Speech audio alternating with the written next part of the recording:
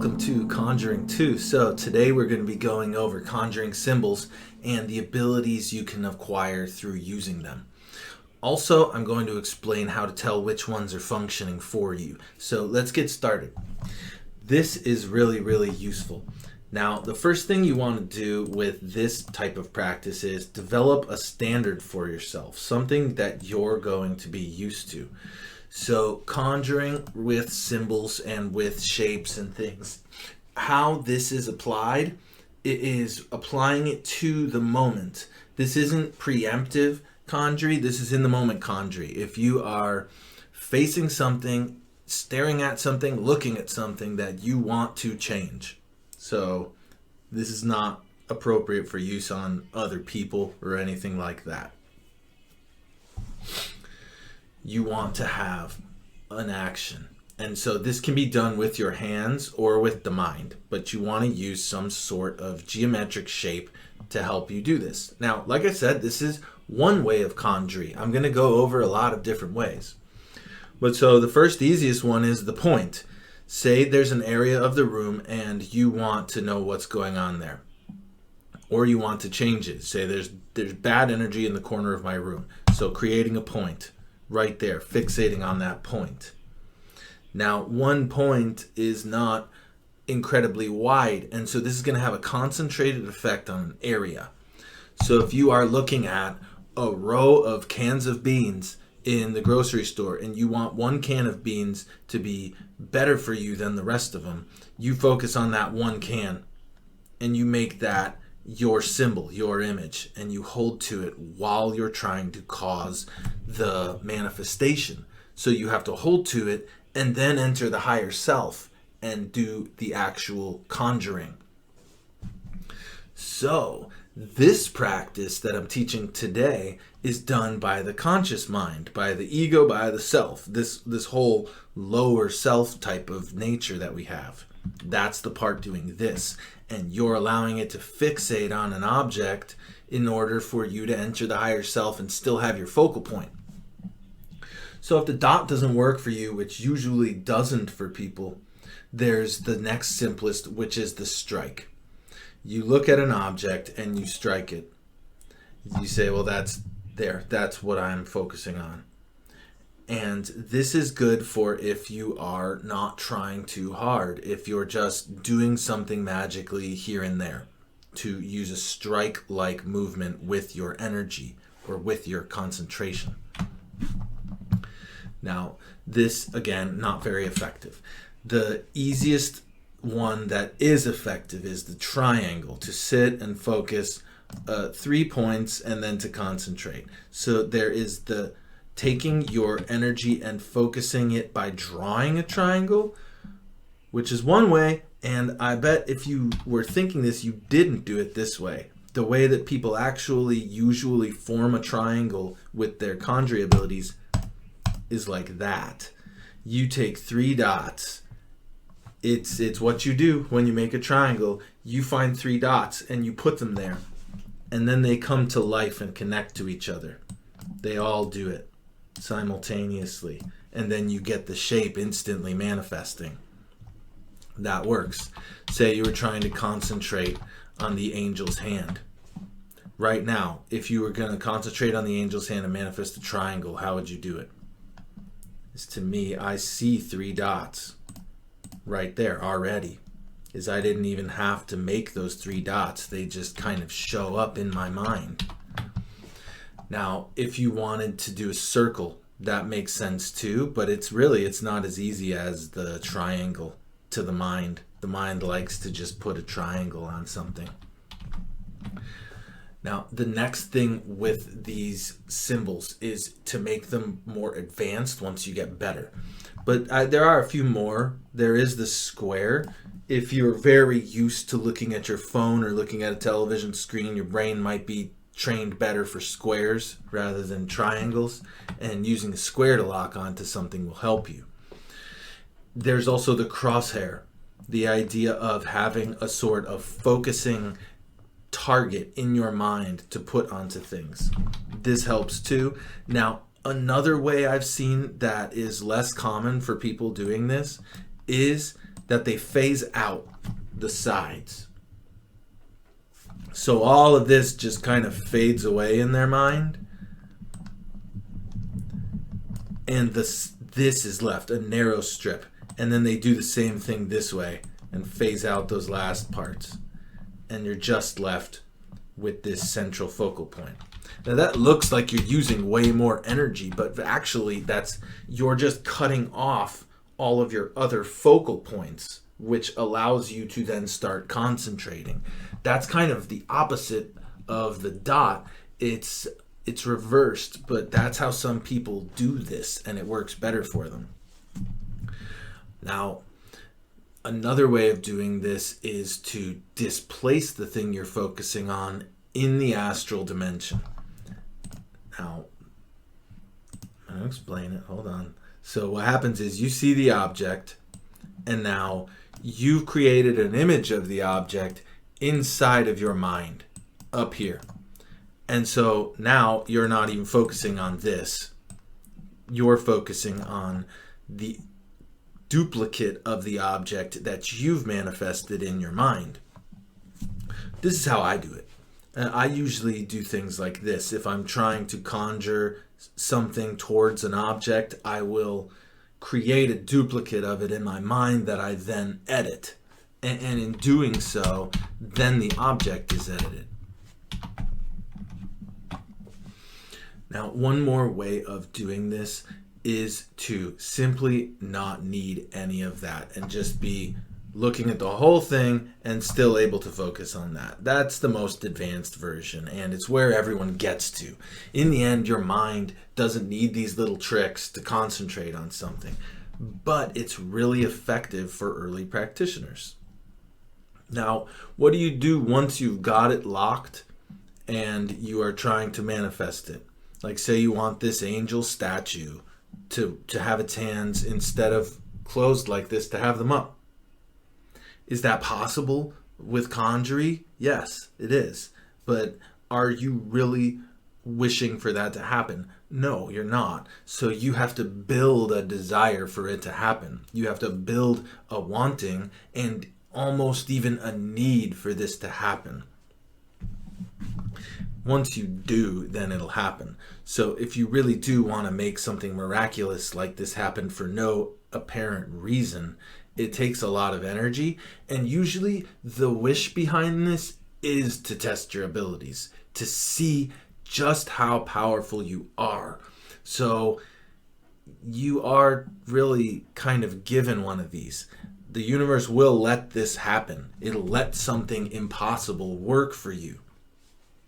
But it's not going to do it all the time. It'll happen once. You'll do something that's completely impossible, and then you'll want to do it all the time, but the universe isn't going to just bend to your will once you start doing this. It's going to want reasons. And if the reason was to see if I can, if I'm even able to work with these powers, then the answer can be yes. But if it's, I just saw it, I want to see it again, let's do it again, then it's no, it's just for this kind of sick satisfaction, and then it's not going to happen. So if you're trying to make it happen for the first time, you're trying to do the big miracle, make something that to show you just how powerful this is, you get that focal point, and then you want to stir it, you want to activate it, you want it as part of you, running with you. So you get the focus on it, and then you basically spiral it. You add this perceived momentum, an emphasis, like a quickening, making it do what you want it to do. And in the mind, this is a lot like running towards something. You focus on something, and then you allow your mind to run towards it, to rush it. And once you rush towards it, you want this harmonious connection with it, like you're dancing with it. And if you don't get that, you pull back from it. A lot of things have a will of their own, and they'll resist you. And so the actual end result will be required. There will be an allowance needed from the entity. So if this statue doesn't want to change its gesture, if it's very important to it, it's not going to. But if it doesn't have a need to maintain that gesture, it very may well allow you to alter it. A lot of people have perceived something called the Mandela effect. So parallel realities occurring and things being changed. This sometimes is just conjury at work. People really willing something to be different. These worlds that we perceive as reality are dreams. They're dreams of the higher self. We're dreaming these places and then perceiving them as the true place that we're in. So, the next set of symbols that I want to expose you to are some more effective symbols for conjuring. Now, these are more complicated, so you can't usually just blip them onto things. You want to draw them. And so this is a bit ritual, a bit conjury. There's a lot of gray area here. But the first one is the sun symbol. Definitely an incredible thing for conjuring. So if you are, and this angel is really not the best example here. Let me get something else on here. All right, so here's a better example. Now, say you're having breakfast and you want to do something. You want to change the way your day goes. Food and drink is a really good way to use conjuring. You're basically editing the nature of these foods. So with powerful symbols, you can do this very easy. So say this is your glass of juice and you want to be energized for the day. Now, the juice provides energy already, so this is a perfect vessel for this magic. The sun symbol would be drawing a circle and then drawing a smaller circle that you fill for yourself in the center. So you would look at your glass, you would draw the outer ring, and then fill in the middle ring and point at it and be done with it. And what you're doing is you're trying to enhance the qualities of it. So sun is going to enhance the qualities of anything. This conjuring symbol, you're going to make it better at what it does. So if it's a glass full of gunpowder, it's going to bang louder. It's not going to be more delicious. That's the thing here. You're enhancing what it does. So you want to do this on a beneficial thing. Now, the sun symbol's one. That's one of the ones that I usually use. But the pentagram is the one that I use the most. So say you want to protect your food. You've had strange occurrences lately and you have people wishing you ill. In fact, you had to buy all of your food from this grocery worker that doesn't like you, and so when they hand you your food, they give it to you with distaste. Then you want to remove all of the energies from it. You want that not happening. So you draw a banishing circle around it, and then you do the banishing pentagram. Now, when it comes to conjuring, this is instant. You're not trying to sit here and do an elaborate ritual. You're going and done. And so your hand gestures are very quick and abrupt, but they represent something to you. So with that gesture, doing a banishing pentagram on top of the food would clear off anything you don't want to be there. This is something you can do, and it's not something you have to do. I know practitioners that go too far with this kind of stuff and always have to be worried about what they need to protect. Yeah, in the end, there are negative energies that can affect you. You shouldn't live your life afraid of them, but if there is a heavy doubt, then go ahead and do these kinds of practices. Now, say you want to find the truth about something. Well, this is a bad example here. Here, we'll use a different example. All right, now, I'm not encouraging gambling or cheating, but say you want to see the other person's cards, and this is basically impossible because the other person's will is going to be for you to not see their cards. So you can't infract upon will unless allowed. And so when you do this, you'll usually not get accurate results. And so that's why I'm teaching this, because I'm not worried about it actually working too well for people. But you would use an opening gesture. And so this is really what I want, what I do when I don't trust something, when I'm curious about something, when I want to know more. I will use Conjury to open up information to me.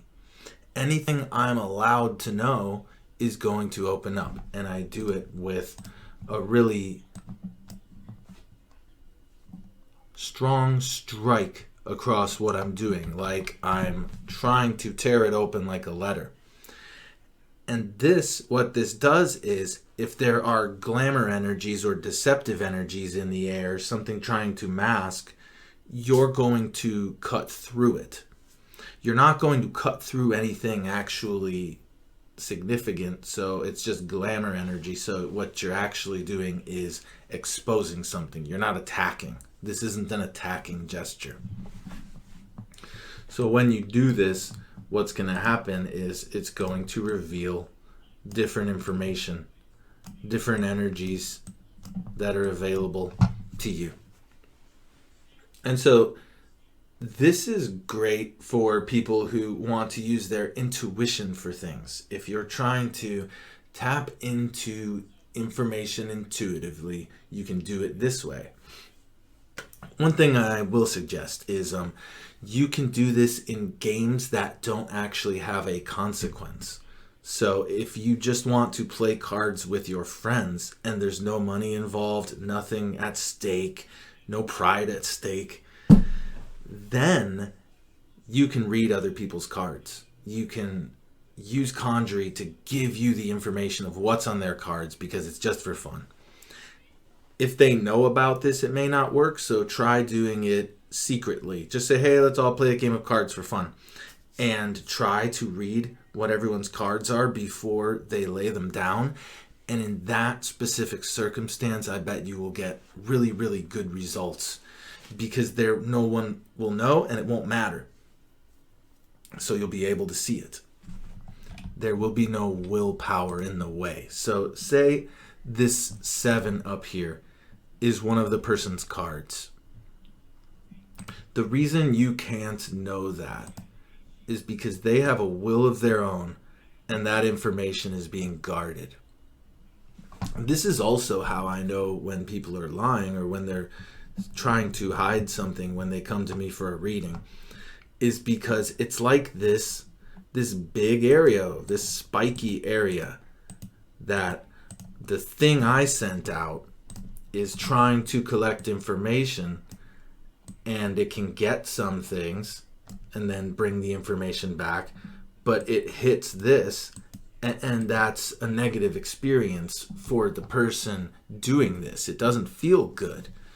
So this is where I will start branching out into explaining to you the more intricate parts of all this, that through Conjury, your higher self is connecting to other things. So you are very sensitive in this state when it comes to what you connect with. You don't want to be connecting with nasty things. And so if you're trying to cheat people with this power, you'll be connecting, trying to get through this. And so most people don't want you to know what they know in the gambling situation, so they won't let you. There'll be this barrier. Now, maybe that's not the case. Maybe this person is okay with you tricking them and cheating them. They say, oh, you know what? Yeah, maybe I, as a higher self, want to experience that. I want my lower self to experience being tricked in a gambling situation via magic. That's a really weird circumstance, and it means that the person is also open to the idea of magic. So if a person doesn't believe in magic and you try to use magic to get to see their cards, they won't let you.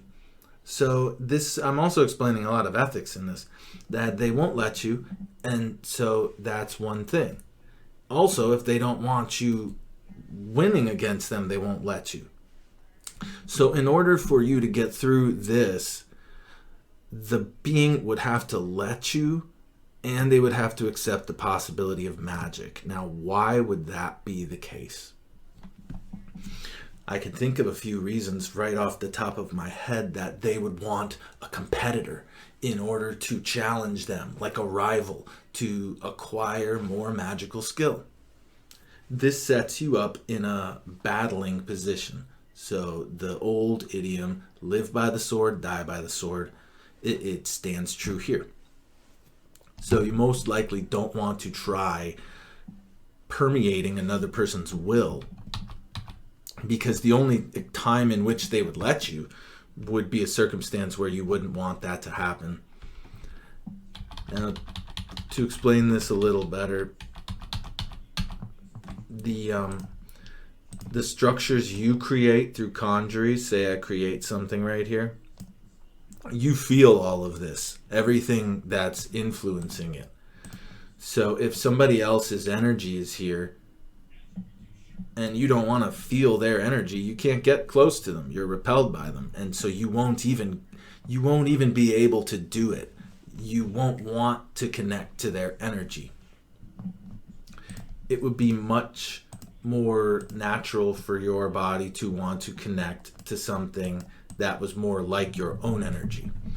So a lot of people, they need to learn that there's this separation between what you actually want to experience and what you're willing to experience, because of the drawbacks, that there are negatives to pursuing spiritual goals that are a bit too forward into other people's nature and what they want. So let's look at another example with this. Okay, so in this one, we are in a human setting. So lots of people around, lots of other consciousnesses that will be affecting whatever you do.